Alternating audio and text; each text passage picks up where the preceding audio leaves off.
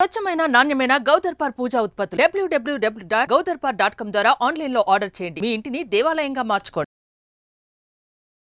నమస్తే రమగారు. నమస్తే జయ. రమగారు, మనము పల్లెటూళ్ళలో చూస్తూ ఉంటాం, వినుంటాం. ఏంటి, పాము కరిచినా, తేలు కరిచినా, లేకపోతే దిష్టి తగిలినా, ఏదన్నా జబ్బు అనారోగ్యాలు ఇలాంటివి వచ్చినప్పుడు మంత్రం వేస్తారు. అసలు మంత్రానికి ఇది తగ్గుతుందా? నిజంగా ఇప్పటికీ అది కంటిన్యూ అవుతుందంటారా?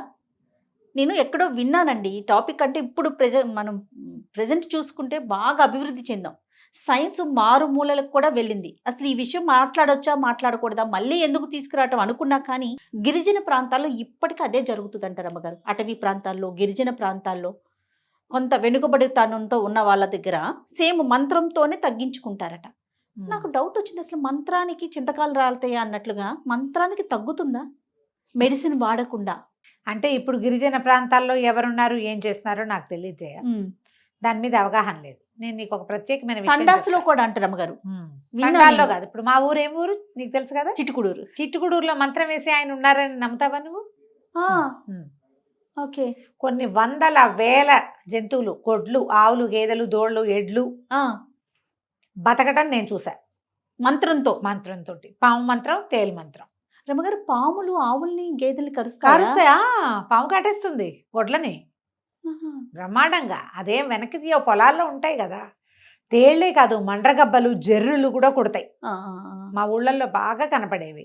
నేను ఇప్పటి సంగతి చెప్పట్లేదు జయ. ఇప్పటికి 30 ఏళ్ల క్రితం మా పెద్దబాబు గారు పరంపదించారు. మా పెద్దబావ పాము మంత్రం వేసేవారు. విఎన్ గారి పేరు తెలియని కృష్ణా జిల్లా వాస్తవ్యులు ఉండేవాళ్ళు కాదు 30 ఏళ్ల క్రితం. ఇప్పుడు పరిస్థితి ఏంటో నాకు తెలీదు. 92లో మా బావ కాలం చేశారు. అయితే మాకు తెలిసి ఆయన ప్రతి వీటికి గ్రహణాలప్పుడు, పౌర్ణమి, అమావాస్యలప్పుడు మా బావ మంత్రం పునశ్చరణ చేసుకోవటం నాకు తెలుసు. ఈ మంత్రం ఉన్నవాళ్ళు అబద్ధాలు ఆడకూడదు, మితభాషలుగా ఉండాలి. ఆయన ఎంత విపరీతమైన మితభాష, చాలా తక్కువ విషయాల్లో మాట్లాడేవారు. కేవలం టీచింగు, మంత్రము తప్ప వేరే వ్యాపకం లేదు ఆయనకి. అబ్బా, ఆయనకుంది. రమగారు, ఏం చేస్తారు ఇప్పుడు? పాము కరిచింది అనుకోండి, ఏంటి ప్రొసీజర్, ఎలా ఉంటుంది? మంత్రం చదువుకుంటారు. మంత్రం చదువుతూ దురాయి కట్టడం అంటారు. ఒక సన్నటి తెల్లటి వస్త్రాన్ని ముళ్ళేసి ఆ మంత్రంతో ఆ దురాయి కడతారు. అది కట్టడం తర్వాత పాము మంత్రానికి కలికం పెట్టడం అంటారు. కలికం తయారు చేసేవాళ్ళు, కలికం కంట్లో పెట్టేందుకు. మా అక్కయ్య చేసేది దేంతో చేసేవారో నాకు తెలియదు. నేను అప్పటికి కొంచెం చిన్నపిల్లనే. ఊహొచ్చాక అవి ఒక అలవాటైన విషయాలు, అదేదో పెద్ద కుతూహలము కనుక్కోవటము ఏమీ లేదు. రెగ్యులర్గా చూసేవారు కదా, వాళ్ళం రెగ్యులర్గా జరిగేది. నేను చెప్తున్నాక కృష్ణా జిల్లాలో విఎన్ గారి పేరు తెలియని వాళ్ళు అసలు లేనే లేరు. ఎవరికైనా పాము కరిచిందంటే అక్కడికి వచ్చేవారు. పావుల నరసయ్య గారి పేరు మనం ఎప్పుడు వింటాం. అవును, ఇప్పుడు కూడా పావుల నరసయ్య గారి గురించి ఎక్కడో చోట ఏదో ఒక వార్తలో ఎవరైనా రాసినప్పుడు పావుల నరసయ్య గారు ఫోన్లో మంత్రం చెప్పినా సరే పాము కట్టు విడిపోతుందని చెప్పేవారు. ఇప్పుడు విషయం లోపలికి వెళ్తాను అంటే దీన్ని అనుమానించడం అనుకోవద్దు, తెలియక అడుగుతున్నాను నేను అంతే. విషయం బాడీలోకి వెళ్ళిపోతుంది కదా, చెవిలో మంత్రం చదివితే ఆ విషయం ఎట్లా అంటే బయటికి వెళ్ళదు కదా రమ్మగారు? వైబ్రేషన్స్ ద్వారా ఒక చోటకి వచ్చేస్తుందని చెప్పేవారు. ఇప్పుడు ఈ మంత్రం చేయటం కూడా అంతే జయ. రెండోది, ఇప్పుడు ఈ మంత్రం చేసేవాళ్ళు, ఇప్పుడు నేనే నువ్వో ఎంకోళ్ళో కాదు, దీనికి ప్రత్యేకమైన మనుషులు ఉండేవాళ్ళు. అది వాళ్ళు ఇంకా వేరే పని చేయకుండా మంత్రం పునశ్చరణ చేసుకోవటం. Plenty of vibrations. ఇప్పుడు కాదు జయ, మనం చూడు ఫోన్లో ఒక చిన్న మెమరీ కార్డు పెడితే కొన్ని వందల ఫోటోలు క్యాప్చర్ చేస్తుంది అది. అవునా కాదా? మంచి ఎగ్జాంపుల్ అండి. అవునా? ఎస్. ఇప్పుడు ఇన్ని లక్షల సార్లు పునశ్చరణ చేసింది వాళ్ళ ఒక్క ఓంలో ఉండేది. అదంతా కొన్ని వందల సార్లు పునశ్చరణ చేసుకుంటారు. అది ఇప్పుడు ఆ మంత్రం ఒక్కసారి చెప్తే ఆ 100 సార్లు చేసిన పాజిటివ్ వైబ్రేషన్స్ ఆ ఒక దాంట్లో వచ్చేస్తుంటాయి. ఉండేవి. ఇప్పుడు ఉన్నదానికి సమాధానం నాకు తెలియదు, నేను చెప్పలేను. ఎవరైనా సరే ఈ మంత్రం ఫలించాలి అంటే మంత్రవేత్తలు, ద్రష్టలు ఇదివరకు ఉండేవాళ్ళు. ఈ కాలంలో మనం కొంచెం నమ్మలేని పరిస్థితిగా ఉంది. చాలామంది చెప్తారు మంత్రం వేస్తాం, నమ్మద్దు. వాళ్ళ మీద నమ్మకం ఉండాలి, పర్సన్ మీద. మనకి పర్సన్ మీద నమ్మకం కూడా ఉండాలి. నమ్మకం ఉంటే మంత్రాలకి చింతకాయలు చక్కగా రాలుతాయి. నువ్వు నేను చదివితే అవధ్యయ. ఇప్పుడు ఏం లేదు, ఇప్పుడు మెమరీ కార్డు షేప్లో ఉన్న చెక్క ముక్కను ఎందులోనే పెట్టామనుకో పనిచేస్తుంది, పనిచేయదు కదా. ఎందుకు మెమరీ కార్డు పనిచేస్తుంది? దాంట్లో కొన్ని కరెక్ట్ అయిన వైబ్రేషన్స్ క్యాప్చర్ చేసేందుకు, లేదా ఫోటోలు క్యాప్చర్ చేసేందుకు కావాల్సింది ఏదో పెట్టాం అందులో మనం. అవి పెట్టబడి ఉన్నవాళ్ళు ఎవరైనా సరే ఆ పని చేస్తే త్రికరణ శుద్ధిగా ఏ వ్యక్తికైతే ఈ బాధపడుతున్నాడో అతని బాధ తగ్గించాలన్న ఉద్దేశంతో ప్రపంచం అంతా నిండి ఉన్నటువంటి కాస్మిక్ ఎనర్జీని, దైవ శక్తిని, ఒక ప్రచండమైన పాజిటివ్ ఎనర్జీని దాన్ని వీళ్ళు ఛానల్గా ఆ పాజిటివ్ ఎనర్జీ బాధితుడికి అందుతుంది. అందినప్పుడు ఆటోమేటిక్గా అది పనిచేస్తుంది. నువ్వు నేను చేస్తే అవదు, మనం చేస్తే అవదు, ప్రత్యేకంగా చేయాలి. ఇప్పుడు లేదనుకుందాం పోనీ, ఈ కాలాన్ని బట్టి ఇన్ని దేవాలయాల్లో అర్చనలు, ఇన్ని రకాల హోమాలు, జ్యోతిష్యం పట్ల ఇంత ఆసక్తి జనాలకి ఎలా ఉంటుంది చెప్పు? అవన్నీ మంత్రాధారితమైనవే కదా. ఖచ్చితంగా. లేదని నువ్వు ఎట్లా అంటావు? ఉన్నది, అదేమిటో నీకు తెలియదు. నీకు తెలియపోతే లేదని కాదు అర్థం, ఉంది, మనం సరిగ్గా తెలుసుకోలేకపోతున్నాం. అవును. ఎట్లా మనం సూర్యుడు పొద్దున్నే రావడానికి ఆయనకి ఎవరు అలారం సెట్ చేశారో చెప్పు? నువ్వు చేయలా, మీ తాత చేయలా, ముత్తాత చేయలా, రఘువంశంలో ఉన్న మహారాజులు కానీ అంతకుముందు ఉన్నవాడు కానీ చేయలా, ఎవరు చేయలా, ఎవరో చేశారు. అది ఎలా చేయబడిందో కూడా నీకు తెలీదు. నీకేం తెలుసు? తెల్లవారేసరికి ఈ టైంకి ఈయన వస్తాడు, అది తెలుసు అంతే. ఆయన వల్ల అన్ని ఉపయోగాలు మనం తీసుకుంటున్నామా లేదా? ఇప్పుడు అది కరెక్టో కాదో ఎందుకు మంత్రం పెట్టించుకున్నారు, తగ్గుతుంది అంతే. కొంతమందికి నమ్మకం, తేలు కుడుతుంది, తేలు మంత్రం వేస్తారు, మంత్రం వేస్తాను రాత్రి పడుకోవద్దు అని చెప్తారు. నేను నీకు ఎప్పుడైనా చెప్పాను పాము గరిచింది నాకని? అప్పుడెప్పుడు చెప్పలేదు రమ్మగారు. అవునా? మా ఇంట్లోనే ఎదురుగుండా చెరువు ఉండేదని చెరువుంది. వర్షాకాలం ఒకసారి పాములు లోపలికి వచ్చేసి నేను చీకట్లో రాత్రిపూట తలుపేస్తుంటే లోపల హాల్లో తలుపు ఏదో తొక్కాను. అది నాకు ఎలా అనిపించిందంటే, నేను పిల్లి కూన మీద వేసాను, పిల్లి పాదం మీద లాగేసి గట్టిగా పీకేసినట్టు అయిపోయింది. నొప్పి అనిపించింది. అమ్మ కెవ్వమన్నాను. మేము మా పెద్దక్క గారు అబ్బాయి, అమ్మ, నేను ముగ్గురం ఉన్నాం. వాడు ఏంటో కనువెలుగుంది, పిల్లు ఏదోరా పీకేసిందంటే గబగబా లైట్ వేసి చూస్తే ఏముంది, గోడ మీద ఉంది ఇంత పొడుగు పాము. అదే ఏం చేస్తాం, పద నాన్న దగ్గరికి వెళ్దామని మేము మా పెద్దక్కయ్య గారి ఇంటికి వెళ్ళాం. నేను నా ఉదాహరణే చెప్తున్నాను. ఏదో మంత్రం సార్ నొప్పి ఉంది, రాత్రి పడుకోలా, నిద్రపోవద్దంటే రాత్రి అంతా వాడు ఏదో ఎయిర్ ఫోర్స్ కబుర్లు చెప్పుకుంటూ, ఎయిర్ ఫోర్స్లో ఉండేవాడు తను. అవి ఇవి చెప్పుకుంటూ. మీకు ఎంత వయసు? నాకు ఒక 17, 18, 19 ఏళ్ళు ఉంటాయి. పాలేళ్లకి పాము కుడుతుంది, తేలు కుడుతుంది, పాము గరిచింది, కొంతమంది భయపడిపోతారు, భయం వేస్తుంది, భయము, గుండెదడ అవి పెరిగిపోయేసరికల్లా ఇవైనా ఒకవేళ విషం ఎక్కితే అది ఇంకా ఎక్కువ వెళ్ళిపోతుంది. విషం ఎక్కకపోయినా భయం వల్ల ఎక్కువ ఇబ్బంది పడతారు. ఈ మంత్రం వేసేసరికల్లా ఈ మనిషి మీద ఉన్న నమ్మకంతో ఆయన చాలా స్థిమితంగా, కామ్గా ఉండేవారు. ఏం భయము ఆందోళన లేకుండా తాపీగా, చాలా ప్రశాంతంగా, చాలా తక్కువ మాట్లాడేవారు. నాకైతే అది తెలుసు. ఇప్పుడు చిట్టుగూడూరు కాలేజీలో చదువుకున్న వాళ్ళల్లో నాకంటే ముందు వెనక ఉన్న వాళ్ళందరికీ తెలుసు ఈయన మంత్రం వేస్తారని.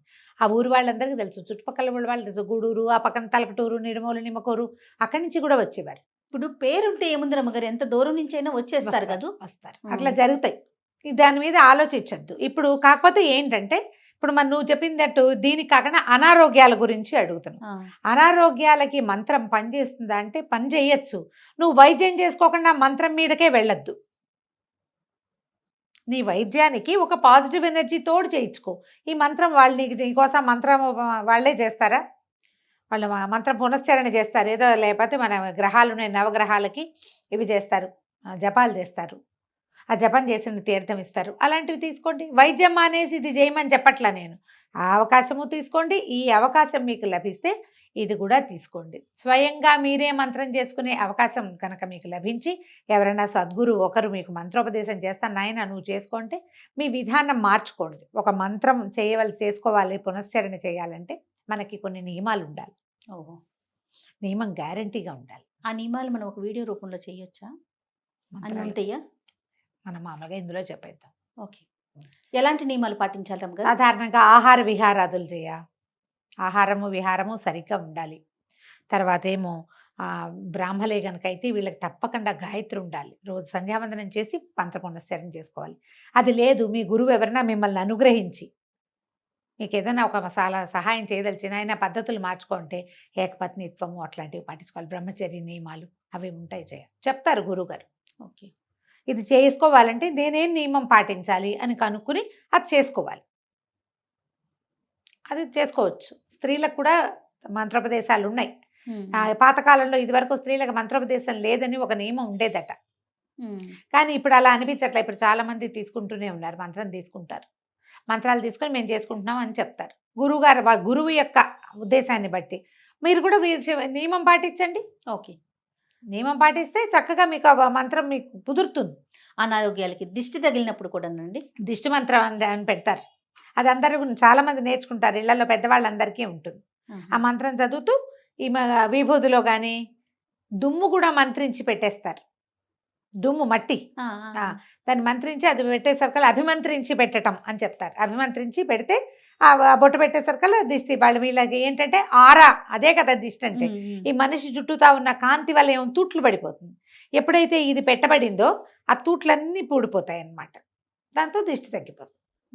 నారాయణ మంత్రం అని తర్వాత ఇంకా రకరకాల మంత్రాలు వింటూ ఉంటాం. ఎవరిది వాళ్ళదే జయ. మంత్రాల పేర్లు చెప్పుకోకూడదు మనం. అయితే ఏంటంటే ఇప్పుడు ఏమైనా మంత్రం చదువుకోవటం వల్ల జబ్బు తగ్గుతుందా, నారాయణీయం లాంటివి చదవటం వల్ల అని నీ ఉద్దేశం. నారాయణీయము ఆరోగ్యాన్ని పెంపొందిస్తుంది. తర్వాత కాలభైరవాష్టకం ఆరోగ్యాన్ని పెంపొందిస్తుంది. అంటే మనకి రకరకాల సమస్యల వల్ల వచ్చినాయి అనారోగ్యాలు, మన గ్రహ దోషాలు అవి చూపించుకుంటాం. ఫలానా గ్రహం దోషంలో ఉండటం వల్ల ఈ రకమైన అనారోగ్యం కనపడుతుంది. అంటే దానికి సంబంధించిన దైవానికి సంబంధించిన మంత్రం కాదు, స్తోత్రాలు ఏమైనా మనకి చెప్పారనుకోండి. కాలభైరవాష్టకం చదువుకోండి. పదే పదే కింద పడుతూ ఉంటారు, ఊరికే పడిపోతారు, యాక్సిడెంట్లు అవుతాయి. కాలభైరవాష్టకం చదువుకోండి. స్కిన్ ప్రాబ్లమ్స్ వస్తాయి, సూర్యారాధన చేయండి. ఆదిత్య హృదయం చదువుకోండి స్కిన్ ప్రాబ్లమ్స్కి. నారాయణీయం జనరల్ హెల్త్కి, క్యాన్సర్లు లాంటి వాటికి నారాయణీయం చాలా మంచిది. నేను నీకు ఒక కథ చెప్పే కదా, నేను కాళీమర్దనం చదువుతున్నాను నారాయణీయంలో ఇచ్చాను. నారాయణీయం 1000 శ్లోకాలు ఉన్న పుస్తకం అది. 10 శ్లోకాలు ఒక దశకం, 100 దశకాలు ఉన్నాయి అందులో. ఒక్కొక్కటి ఏంటంటే మొత్తం అంతా భాగవతం లాంటిదే అది. కృష్ణ గాథలన్నీ ఉంటాయి. విష్ణువుకు సంబంధించిందే, నారాయణుడికి సంబంధించిందే. మనకి పర్టికులర్ ఘట్టం, మనకి దీంట్లో కేతు ఉన్నాడు, గ్రహాల్లో కేతువుతోటి ఇబ్బంది ఉంది, అప్పుడు మనం ఇది చదువుకుంటాం, మన కాళీమర్దనం లాంటిది.